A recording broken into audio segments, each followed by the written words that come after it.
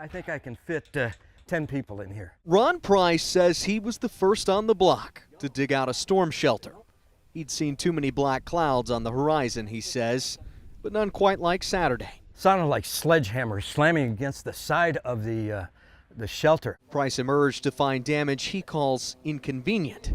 Next door, it's catastrophic. He opened up the door and he said, "Babe, our house," and that's just when I knew that it was bad. The tornado tore chunks from Jen Sharber's home on its path through the center of Prairie Meadow Lane. It's the only neighborhood in Collin County that looks like this. Overwhelmed, but more than anything, just grateful. Grateful for the small army of volunteers who showed up to trim trees and save keepsakes.